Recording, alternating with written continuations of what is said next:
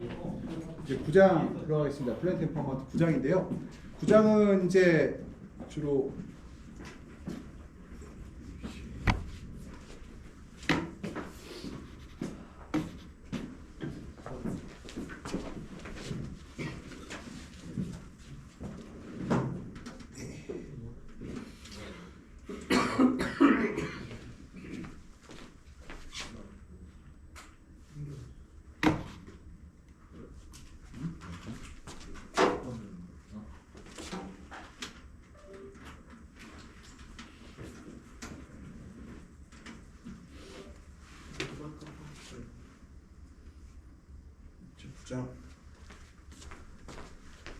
우리가 이제 환경 조절을 위한 센서에 대해서 좀 설명을 좀 드리려고 하는데,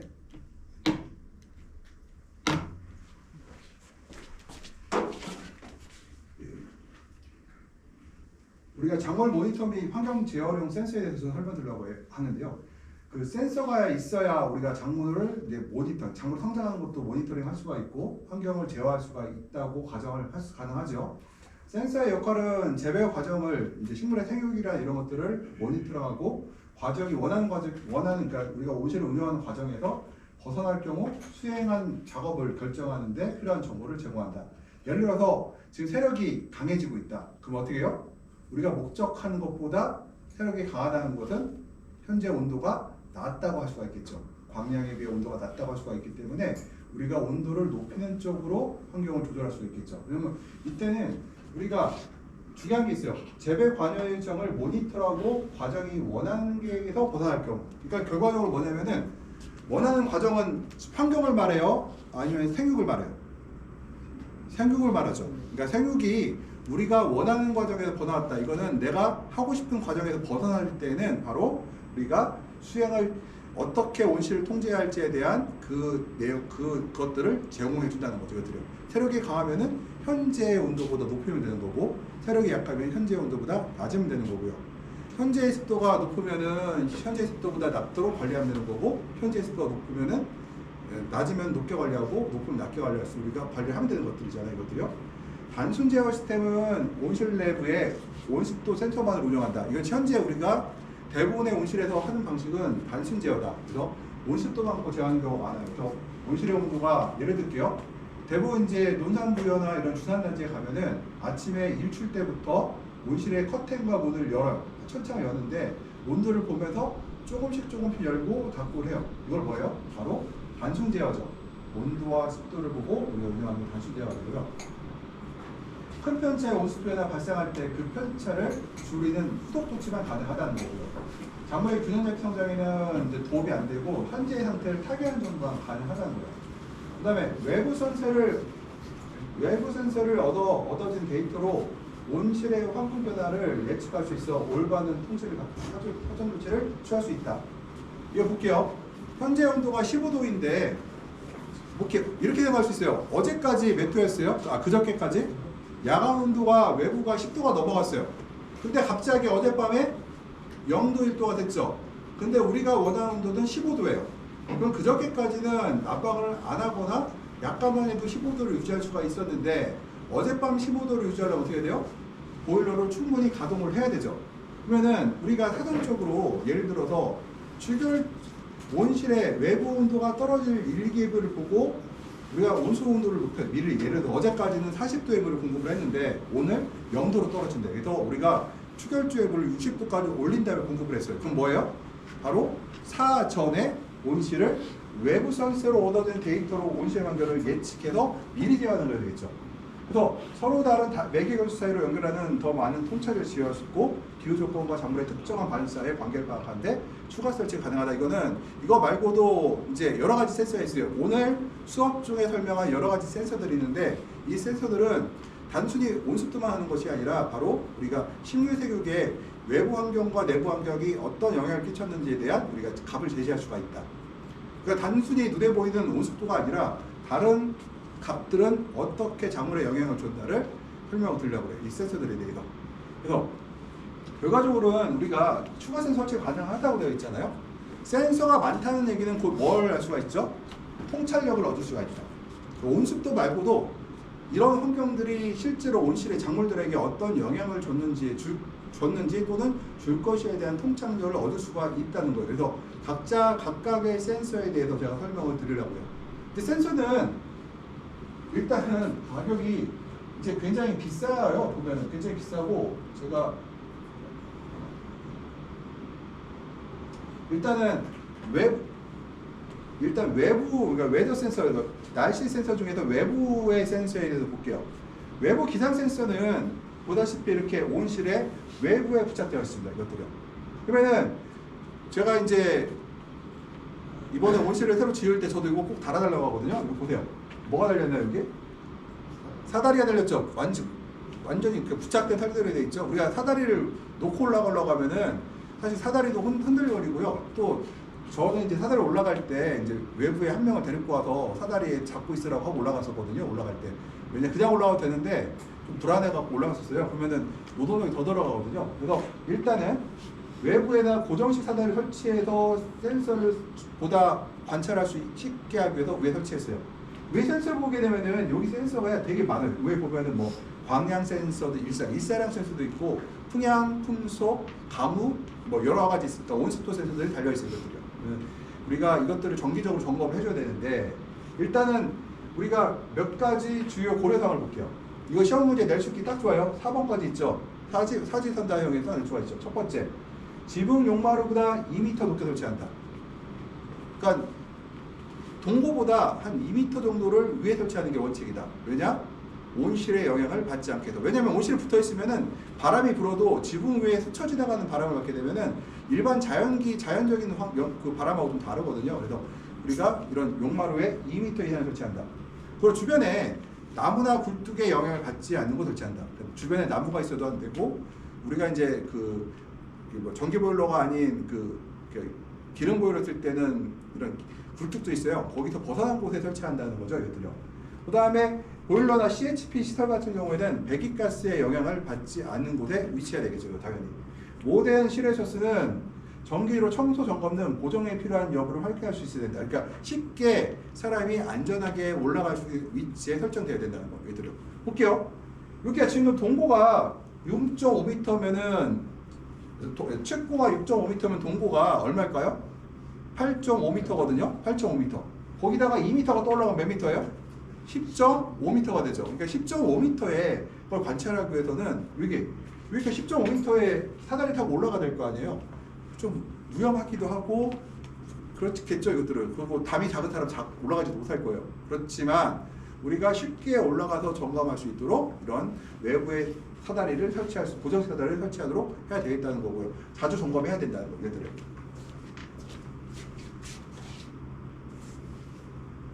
일단 외부 센서를 볼게요. 실내 온도와 습도를 상태를 알려주는 이제 센서인데요. 바로 직접적인 태양 복사와 일사량, 담수량부터 센서를 보호하기 위해서 우리가 쇠를 설치하게 되어 있습니다. 뭐냐면은 백엽상이라고 하죠. 이게 이제 작은 백엽상이에요. 이 백엽상 안에 센서가 설치되어 있죠. 이 백엽상은 어떤 역할을 할까요? 직사광선으로부터 온습도계를 보호하고 또 비로부터로도 보호하고, 그래서 이게 직접 비라든가 태양 복사 에너지를 직접 받게 되면은, 특히 온도 같은 경우는 태양 복사의 에너지를 높게 받게 되면요, 실제 온도보다 더 높게 측정되는 그런 것들이 있어요. 그래서 이것들을 우리가 이 이런 셀을 씌워서 이 내부의 센서를 직접 태양이나 비로부터 보호하는 장비들이 있죠. 그러면서 공기 이동을 원활해야 돼요. 그래서 바람이 이동할 수 있도록 이 안에 통로가 되어 있죠, 이것들이. 그러면은 여기 센서는 이따가 온실내 센서하고 좀 다른 게 있는데요. 그 기상대 센서는 보통 우리가 디지털 센서를 이용해요. 왜냐면은 여기 8m씩 올라가서 10m씩 올라가서 센서를 측정하기가 좀 어렵죠. 그 다음에 온실 내부보다 외부가 습도가 높아야 낮아요? 습도가 낮죠. 그러니까 습에 의해서 그 디지털 센서가 녹슬 위험이 좀 적어요, 외부가요. 그러다 보니까 외부에다는 우리가 디지털 센서를 이용한다. 디지털 센서는 특징이 뭐예요? 물을 안 부어도 되죠. 건축본도계는 걔도 물을 채워줘야 되고요, 얘들이요. 그래서 외부 센서는 보통 디지털 센서를 사용합니다. 온습도계를.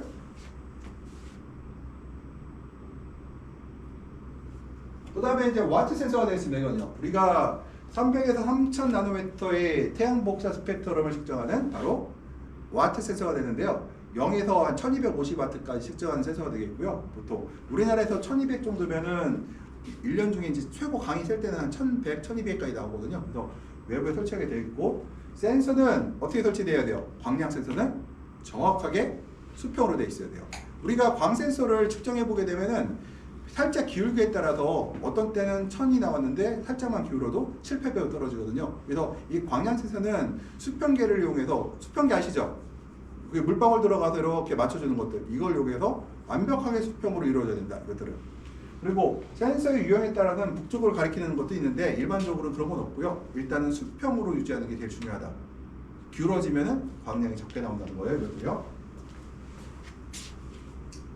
우리가 이 센서를 갖다가 태양 복사 센서를 피라노메타라고 해요. 피지오메타 같은 거 나올 거든요. 피라노메타는 태양 위에서 아래로 떨어진 것, 태양으로부터 아래로 떨어진 에너지를 측정하는 게 피라노메타가 되고, 피지오메타가 있어요. 요 피라노메타 써 있죠? 요 피라노메타, 요거 외워놓으세요. 이 피라노메타라고 써있고 레디에이션 센서라고 하는데, 보통 피라노메타, 피지오메타가 따로 구별되거든요. 이 피라노메타는 외부의 광을 측정하는 센서가 피라노메타예요. 외부의 광량을. 피지오메타는 내부의 복사열이 밖으로 나오는 측정하는 게 피지오메타가 있어요. 일단 뒤쪽으로 가면요. 그래서 피라노메타, 피지오메타는 이론은 같은, 원리적으로 같은데 하나는 온실에서 바깥으로 나가는 복사 에너지, 피라노메타는 외부에서 안으로 들어오는 복사 에너지를 우리가 피라노메타로 측정한다. 그다음 풍산과 풍향 풍속 센서가 있죠. 풍향은 우리가 어떤 역할을 하죠? 풍향 센서에 의해서 우리가 풍상창, 풍하창이라고 하죠. 풍상창을 우리가 영어로 뭐라고 해요? 윈드사이드라고 하고, 풍하창을 리사이드라고 하죠. 그래서 풍상차, 풍하창을 이용할 때, 예를 들어서 북풍이 북에서 남쪽으로 바람이 불어요. 그러면 남쪽에 있는, 북쪽을 바라보이는 창이 뭐예요? 풍상창이 되고, 남쪽에 있는 창이 풍하창이 되겠죠. 그래서 풍상, 풍하를 계산할 때 바로 요 풍향 센서가 이용된다. 풍속 센서는 어떤 경우에 사용할까요? 일단 두 가지 의미가 있어요. 풍속 센서 같은 경우는 일단 바람이 일정 속도 이상이 되면 어떻게 해요? 창이 닫혀야 되겠죠.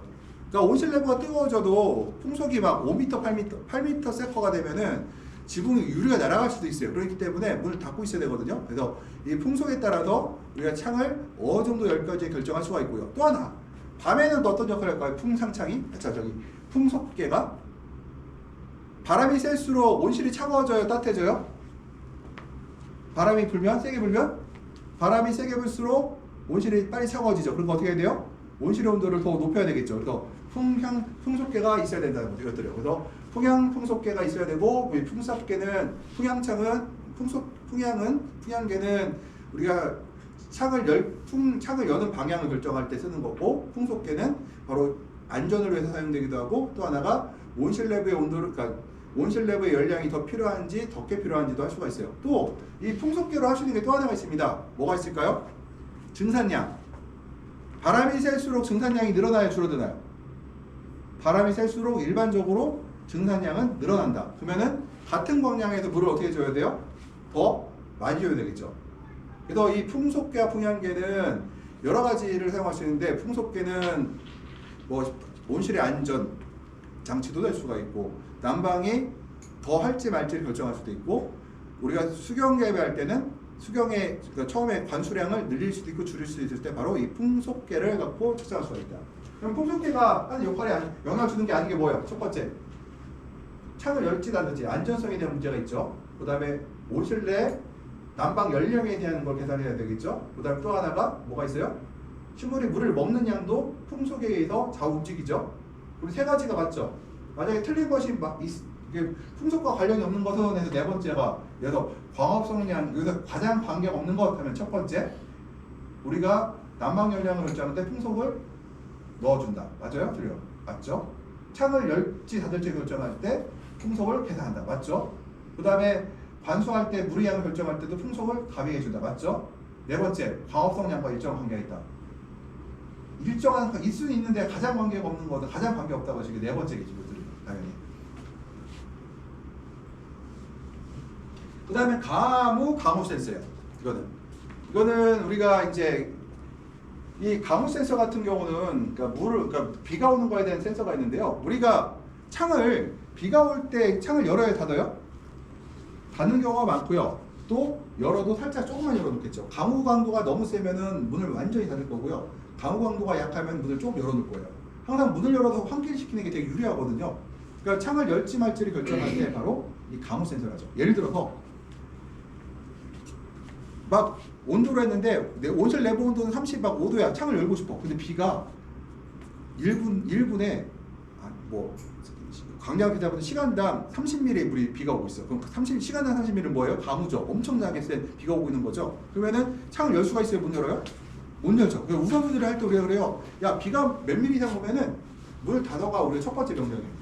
열어서 빗물이 온실 내부로 들어와 버리면은 작물이 다 망가져 버리거든요. 이거 끝나요. 작게 끝날 수도 있어요. 그래서 우리가 온도가 높아져도 창을 닫고 있으라고 하거든요. 그래서 이 가무라는 거는 온실 내부의 온도와 상관없이 문을 닫아라는 명령을 우선순위를 내릴 수가 있다.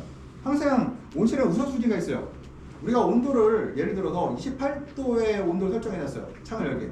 근데 28도를 했는데 광량이 예를 들어서 500이 넘어가면 플러스 2를 할 수 있어요. 그러면 30도에 문을 열겠죠? 그러면 우선이 뭐예요? 온도인데 광을 가미해서 광이 많을 때 좀 더 해라고 되어 있죠. 그런데 만약에 비가 와서 가무 센서가 비가 오는 걸 감지했을 때는 온도와 광을 참 무시해버리고 뭐예요? 창을 닫아버리죠. 그러니까 비상 신호가 될 수 있다는 거예요. 이것들을 우리가 그러니까 비가 온다는 얘기는 온실에서 가장 있어서는 안 될 일이거든요. 온실 내부로 물이 들어오면 제가 1학년 1학기 때 처음 했던 것 중에 뭐라고 했어요? 우리 작물을 온실에서 키우는 이유는 두 가지가 제일 중요하죠. 첫 번째가 비야 맞히는 거, 두 번째가 이슬아 맞히는 거죠. 그러면은 내가 이 가무 센서는 뭐예요? 비를 안 맞게 하는 게 가장 우선이기 때문에 이 가무 센서는 바로 비를 안 맞게 한다. 그리고 센서는요. 그래서 가무는 열 손실에 대한 영향으로 기후 조절에 필수적이며 비가 오는 동안 환경이 정한다. 작물이 젖지 않도록 한다. 그래서 비가 안 맞게 하는 거죠. 두 번째, 센서는 빗물이 흘러지도록 약간 기울어 설치한다. 기울어져 있죠. 왜냐면은 평평하면 어때요? 물이 고여 있으면은 비가 끝어도 어떻게 될까요? 비가 오는 걸로 인식하겠죠. 그래서 이 센서는 바로 약간의 기울도가 있고요. 그 다음에 어떤 거는 여기다가 열선이 깔려 있는 경우가 있어요. 열선 왜 깔아요? 빨리 말리기 위해서. 빨리 말리면은 보다 빨리 느낄 수가 있겠죠. 비가 오는지 안 오는지. 그래서 이 가무 센서에 바로 가열 센서를 열선을 깔아서 히팅을 통해서 물을 말리기도 한다. 그 다음 또 하나가 강수량을 측정하는 건 보급기능에서 어떤 센서 같은 경우는 실제로 이제 가무 센서를 측정하는 센서는 아직까지 저도 확인한 적은 없는데 뭐 가무 센서가 실제로 물에 비가 오는 양을 계산하는 센서도 있다고요. 일단 저희는 일반적으로 설치된 센서들은 통상 비가 오는지 안 오는지 하는 이 가무 센서가 일반적이다 생각하시면 될 것 같아요. 그 다음에 피지오메타가 아까 피라노메터가 있어요. 여기 이거 피지오메터고 요거 있어요. 보여볼게요. 얘가 피라노메터예요. 이게 보이죠? 피라노메터 외부의 광을 측정하는 거. 이거 문제 낼 거예요. 이거 피지오메터예요. 피지오메터 복사열 센서라고 해서 이건 뭐냐면은 온실 내부에서 바깥으로 나가는 에너지를 계산한다. 그러면 어떻게 돼요? 0에서 마이너스 150W죠. 뭐예요? 마이너스라는 뜻은 안에서 밖으로 얘기 나가는 얘기예요. 0이라는 거는 나가는 게 하나도 없다는 얘기고 나가는 게 150W는 뭐예요? 시간 초당 1제곱미터에서 150W의 에너지가 바깥으로 복사의 형태로 빠져나가고 있다. 그래서 이걸 우리가 피라노메타라고 해요. 피라노메타. 피지오메타라고. 피지오메타. 아까 피라노메타 들어오는 거 피라노메타는 어때요? 피라노메타는 온실 안으로 들어오는 거. 피지오메타는 온실 밖으로 나가는 거. 우리 피지오메타라고 해요. 그래서 우리가 복사열 손실과 가장 관련 있는 센서는 무엇인가 하면 뭐예요? 피지오메타가 되죠. 복사열 손실 측정한 센서는 뭘까요? 가무 센서 1번, 2번 피지오메타, 3번 피라노메타, 4번 뭐가 맞아요? 피지오메타가 바로 복사열 손실을 측정한 센서가 되겠죠. 범위는 0에서 150W 정도 되고요. 온실 지붕에 수평을 설치한다. 그래서 온실 지붕 위에 수평 설치해서 온실 밖에서 안에서 밖으로 나가는 에너지를 감지하는 게 바로 이 피지오메타다라고 할 수가 있어요. 그러니까 피지오메타는 꼭 필요할까요? 옵션이에요. 피라노메타는 반드시 있어야 되는데 피지오메타는 우리가 대충 계산할 수 있어요. 근데 피지오메타가 있으면 편리하긴 하겠죠. 순간적으로 온실 내부에 온실 안에서 바깥으로 나가는 센스 에너지 계산할 수가 있죠. 예를 들어서 이 피지오메타 갖고 커튼을 설정하면 이렇게 할 수 있어. 온실 안에 있는 알루미늄 커튼을 닫는데 예를 들어서 피지오메타에서 마이너스 90이 되면 커튼을 닫아라 할 수가 있어요. 그럼 어떻게 돼요? 마이너스 90에 닫겠죠. 플러스 예를 들어 마이너스 30에 달하면 마이너스 30에 닫겠죠. 내가 굉장히 정밀하게 우리가 제어할 수 있는 하나의 장치를 가질 수가 있는 거죠. 내가 계측할 수 있는. 볼게요. 내가 5시에 온실 내에서 바깥으로 나가는 에너지를 알 수가 있나요? 몰라요. 우리 통상적으로 이렇게 하죠. 야, 맑은 날 같은 경우는 한 90W 빠져나갈 거야. 흐린 날 같은 데는 한 30W 정도 빠져나갈 거야. 우리가 알고 있어요. 그런데 만약에 이 피지오메타를 갖게 되면은 그 시간대별로 정확히 외부로 빠져나가는 에너지 양을 계산할 수 있다. 계측할 수 있는 데 좋죠. 반드시 필요는 않지만 우리가 이용하게 되면 굉장히 편리하게 되겠죠. 이게 피지오메타를 사용하게 되면은 피라노메타하고 피지오메타 어떤 차이가 있다? 피지오메타는 온을 안으로 들어오는 것, 피지오메타는 온실에서 바깥으로 빠져나가는 것. 단위는 어때요? 똑같이 와트 제곱미터예요. 똑같이 바깥으로 빠져나오는 것도 와트 제곱미터고 제곱미터당 얼마 빠져나가고 들어오는 것도 제곱미터당 얼마의 에너지가 들어온다 이렇게 하는 거죠. 이들요.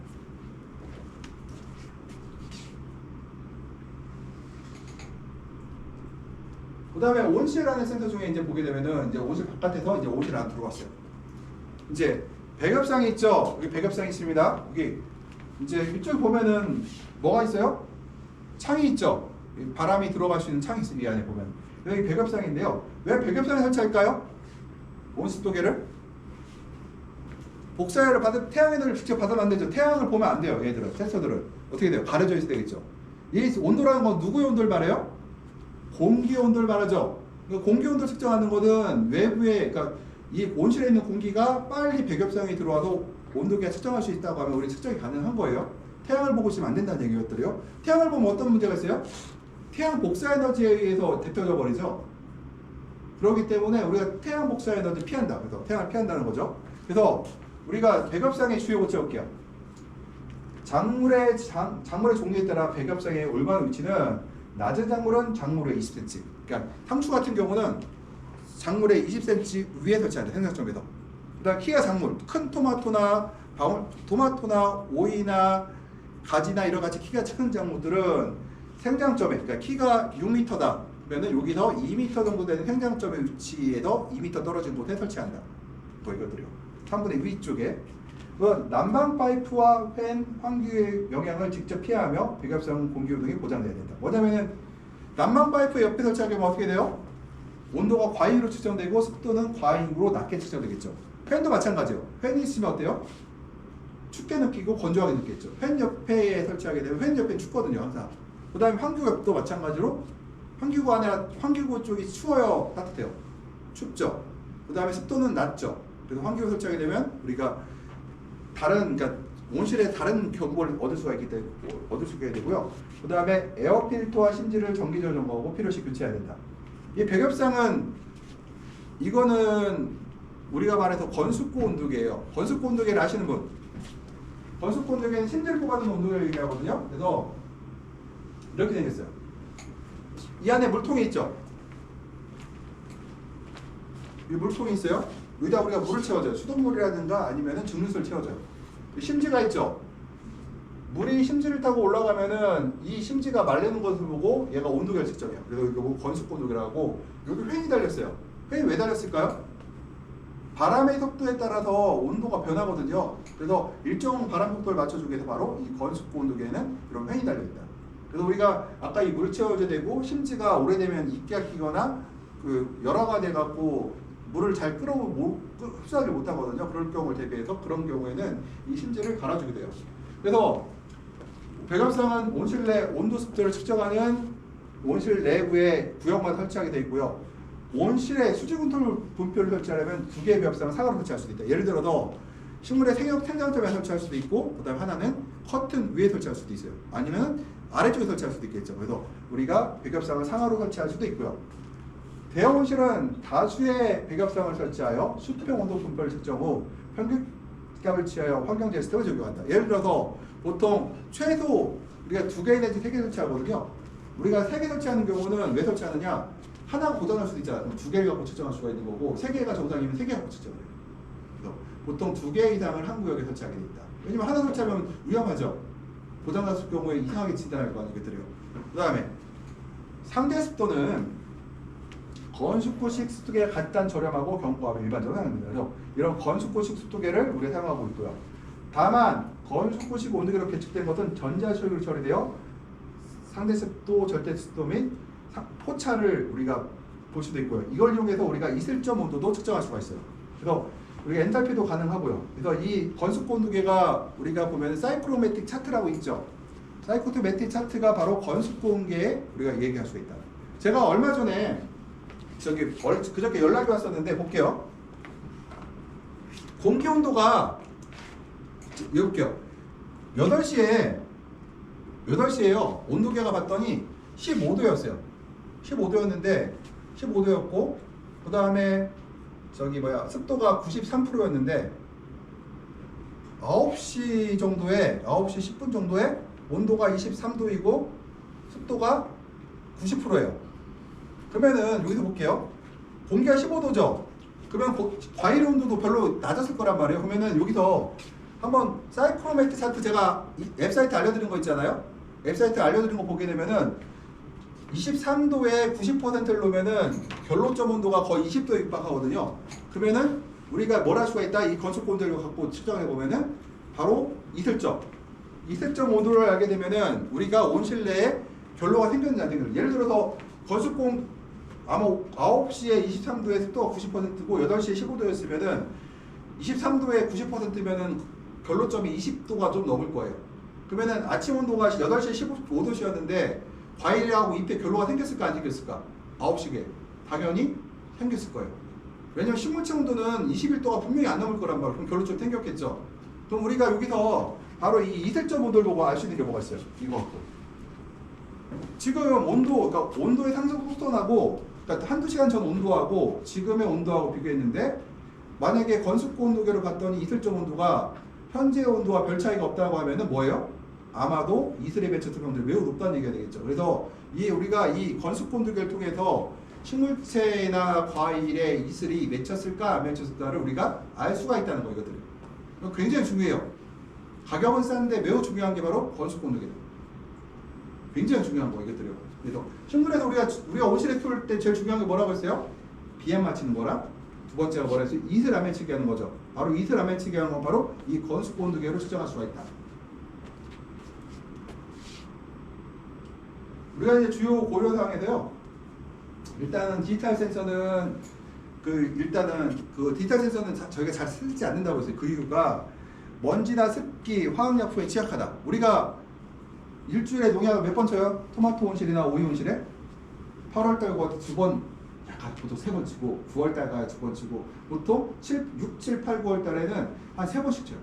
화학약품 쓰고 있죠. 계속 포도약도 쓰고 있고 그 다음에 또 온실내 습도가 겨울에는 어때요? 거의 밤에 90% 넘어가요. 그리고 직사광을 받죠. 그러니까 굉장히 악조건이라 우리가 디지털 센서를 잘 사용하잖아요. 또한 두 번째, 건축구 타입은 물통과 심기를 정기적으로 점검하고 교체해줘야 된다. 그래서 그 물통에 물이 비거나 심지가 오염돼 갖고 물이 제대로 못 올라가면은 실제로 습도가 더 높게 측정될 수가 있어요. 원래 습도는 70%인데 심지가 오염돼서 물을 잘 통과를 안 시켜버리면은 습도가 더 높게 측정되거든요. 심지가 물을 잘 빨아오르면은 이제 실제 온도와 실제 습도가 유사해지는데 심지가 물을 잘 흡수하지 못하면은 실제 습도보다 굉장히 높게 평가돼요. 이것들이요. 그래서 오염됐을 경우에는 굉장히 습도가 높게 평가될 수도 있다고 얘기할 수가 있어요. 그 다음에 이제 스크린 위에 배겹상이에요. 이게 스크린 위에 상대 습도는 쓰는데요. 지금 이 위에 이거는 스크린 위에 설치되어 있죠. 스크린 위에 바로 건축 온도에 설치되어 있어요. 이것들은. 배겹상 근데 요거 중요한 게 있습니다. 얘를 건축 온도계는 뭐 해야 된다고 했어요?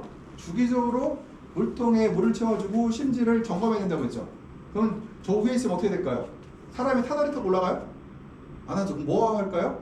도로를 달아서 위아래로 왔다 갔다 우리가 할 수가 있게 설치돼야 되겠고요. 그래서 배갑상은 가능한 환기구 램프 스크린에 영향이 없는 거 설치하고 그 다음에 로프나 도를 이용해서 우리가 관리가 편리하도록 설치가 되어야 되겠다. 이거 설치하면 어떤 점이 좋아요? 스크린 위에 온습도가 있다. 그러면 내가 스크린을 열고 닫을 때 특히 아침에 볼게요. 커튼을 열려고 봤더니 아래 온도는 18도인데 15도인데 커튼 위의 온도가 9도야. 커튼을 열어야 말아요. 못 열겠죠. 근데 아래 온도가 15도인데 햇빛바다고 커튼의 온도가 13도가 됐어. 어때요? 열 수가 있죠. 그래서 우리가 커튼을 열지 말지를 결정할 때 바로 그리고 커튼을 열 때도 여는 속도를 결정할 때 바로 커튼 위에 건축 온도계가 있으면 그 온도를 바탕으로 해서 우리가 직관적으로 커튼의 여는 시간과 속도를 결정할 수가 있겠다는 거거든요. 그러니까 이게 대부분 호실은 저게 없어요. 왜 없냐면 저거 설치하면 돈이 또 한 4,500만 원 더 추가가 되거든요. 호실에 그러면은 두 대만 설치해도 거의 1,000만 원이니까 사람들이 부담되게 설치를 안 하거든요. 그렇다고 설치를 안 한다고 우리가 못하는 건 아니에요. 설치가 되어 있으면은 우리가 뭐 할 수 있어요? 직관적으로 커튼 위에 환경을 우리가 측정을 해서 그걸 바탕으로 해다가 커튼을 여는 정도를 결정할 수가 있겠죠. 그러니까 있으면 좋고 없다고 못하는 건 아니다. 있으면 좋죠. 그다음 이산화탄소가 되겠어요. 이산화탄소는 우리가 이제 과업수역의 이제 필수 요소죠. 우리가 탄산10이라고 해서 우리가 탄산가스를 비료로 취급해요. 어떤 면에서 탄산10이라고 해서 탄산12 탄산가스를 비료로 주는 거죠. 10이라는 건 비료로 준다는 뜻이잖아요. 그래서 CO2 센서는 광합성, CO2는 광합성의 필수 요소이기 때문에 바로 모니터링 할 때 중요할 수도 있어요. 그러니까 예를 들어서 내가 겨울철에 예를 들어서 한낮에요. 문을 닫아놓고 있었더니 온도가 30도인데 탄산가스가 200ppm. 그러면 어때요? 탄산가스 공급할 수가 있겠죠. 이 센서가 없으면 몰라요. 몇 ppm인지. 그래서 우리가 탄산가스 측정기가 있으면은 이런 장점들이 있는데 고려할 게 있어요. 처음에 이제 측정 시값이 온실을 대표하는 센서는 배겹상 안에 두어야 하면 왜요? 이유가 있죠. 온도계랑 같이 붙어 있는 게 좋아요. 온도계 쪽에. 그 다음에 사회사의 정확도 안정이 낮아 정기적인 점검과 교정이 필요하다. 이 센서가 정확하지가 않아요. 그러니까 정밀하게 온도같이 29.5, 30.5가 되는 게 아니라 250이나 300이나 어쩌면 똑같을 수도 있어요. 그래서 굉장히 정확도가 떨어지고요. 그 다음에 이게 고장이라기보다는 그 커브가 잘 꺾이거든요. 그러다 보니까 스탠다드 커브를 갖다가 자주 우리가 설정을 해줘야 돼요. 근데 이거는 내가 직접 못해요. 업체에서 와서 저거 설정해줘야 돼요. 장비가 있어야 돼요. 이산화탄소의 계측기는 반드시 장비가 있어야 측정, 그러니까 교정이 가능하다. 이거들을. 그러니까 돈 주고 해야 되겠죠. 그게 쉽지 않아요. 이것들을 하려면. 보통 이 센서의 교정은 탄산가스를 내가 액화탄산가스를 쓰는 사람들이 있잖아요. 액화탄산가스를 납품하는 업체에서 일반적으로 약간의 수수료를 받고 교정을 해줘요.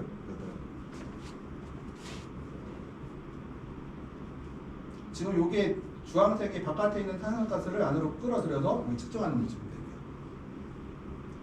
그 다음에 우리가 이제 식물의 여본 센서가 있어요. 식물의 여본 센서는 뭐냐? 요즘에 최고의 트렌드가 뭐라고 했나요? 우리가 알고 싶은 거는 기공의 개폐 정도를 알고 싶다. 그러니까 기공의 개폐 정도를 알기 위해서는 반드시 여본을 측정해야 돼요. 여기서 이제 문제 낼게요. 우리가 식물체의 기공의 개폐 정도를 알기 위해서 가장 그렇죠? 적합한 센서는 무엇인가? 그러면은 1번 CO2 센서, 2번 온도 센서, 3번 여본 센서, 4번 뭐 습도 센서. 누가 제일 직접적으로 제일 관련이 있어요? 여본 센서죠. 여본 센서가 기공의 개폐를 우리가 알 수 있다. 여본이 공기온도 심각하게 낮다는 뭐예요? 기공을 완전히 개폐하고 있다는 얘기고요. 반대로 여본의 온도가 높다는 얘기는 기공이 작게 열리거나 닫혔다는 얘기예요. 우리가 여본 센서를 통해서 우리가 식물체의 우리가 이제 그 증산량을 알 수가 있는데요. 적외선 여본 센서는 여본을 측정해서 온실, 온도, 습도, 광, 스크린 개폐의 변화가 여본에 미치는 영향을 보여준다. 예를 들어서 여본을 측정했는데 스크린을 갖다가 딱 착용을 했어요. 또 여본이 뚝 떨어져. 뭐예요? 스크린이 식물체의 여본을 낮게 하는데 영향을 주었구나 정도를 알 수가 있겠죠. 그 다음에 에너지와 수분의 균형 상태를 나타준다. 뭐예요? 광량에 비해서 증산량이 적으면은 어떻게 해야 돼요? 여본이 올라가겠죠. 에너지 소모 못하니까. 반면에 광량만큼 우리가 에너지를 증산을 하게 되면 어떻게 돼요? 식물체의 여본이 낮겠죠. 우리가 그걸 본다는 얘기가 되고요. 그 다음에 여본 측량으로 VPD, 수중기압착 계산이 가능하며 일사량 대비 수분 균형을 평가가 가능하다. 그래서 현재 일사량에서 내가 증산을 충분히 하고 있는지 아니면 증산량이 부족한지를 바로 저 여본 센서를 통해서 알 수가 있다.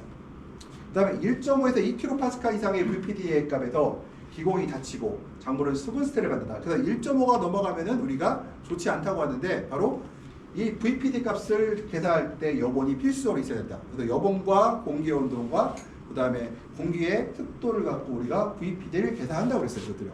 베퍼 프레셔 디퍼런스라는 개념에서 우리가 여본의 측정이 반드시 필요하다고 할 수가 있고요. 그래서 이제 우리가 몇 가지 여본 센서에 대한 고려사항이 있는데요. 여본 센서가 가격이 되게 비싸요. 한 세트 설치하는데 거의 1,000만 원 들어가거든요. 한 두 세트 하려면 거의 2천만 원 정도 들어가요.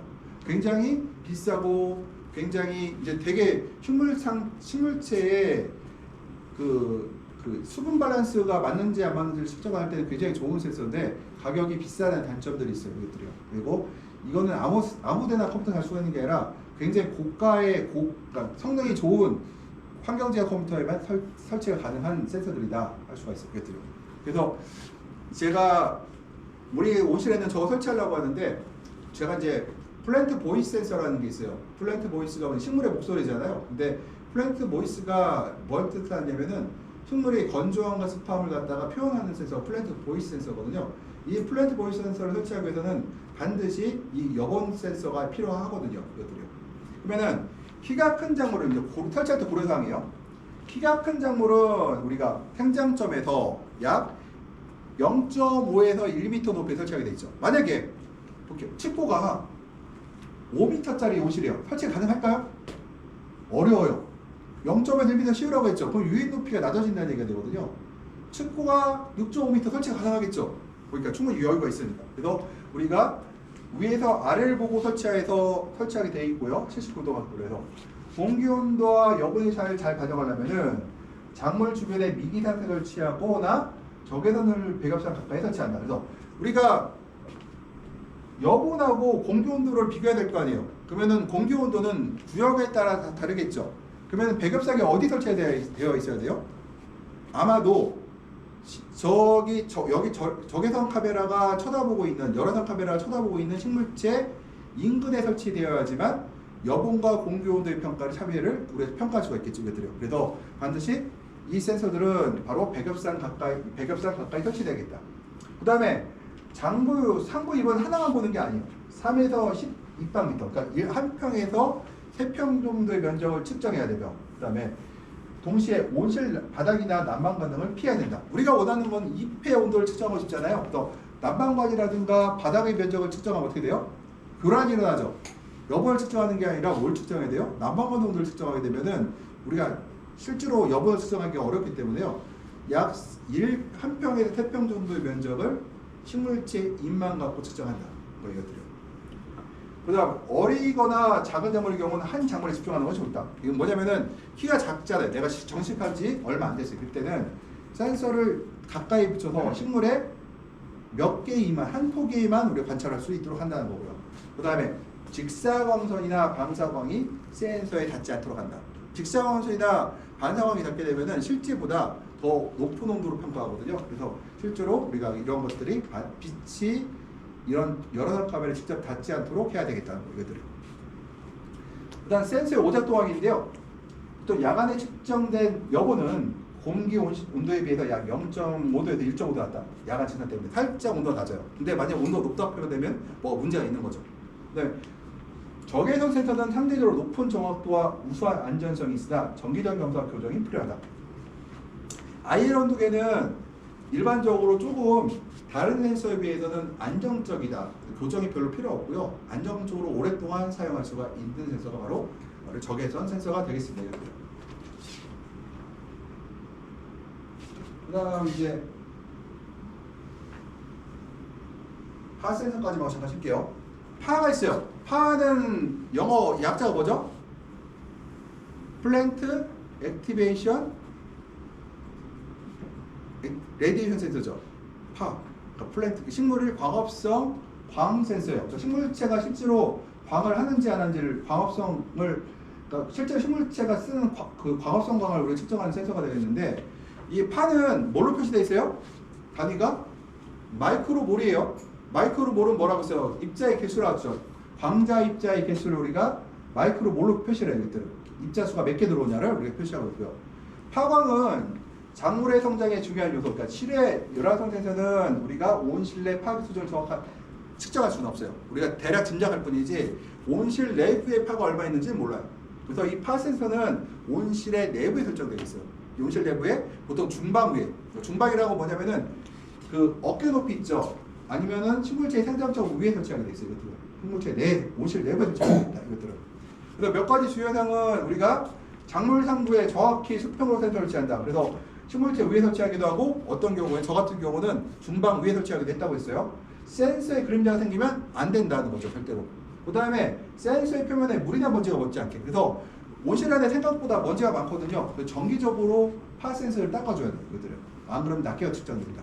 그 다음에 정기적인 검사와 교정이 필요하다고 되어 있죠. 그래서 항상 파 센서는 온실 내부에 설치하게 되어 있고 캐노피에서 약간 높은 위치 또는 시듯이 편하게 할 때 중방에 설치하게 되어 있어요. 중방은 어깨 높이라는 거죠. 어깨 기둥 쪽에 설치하게 되어 있습니다.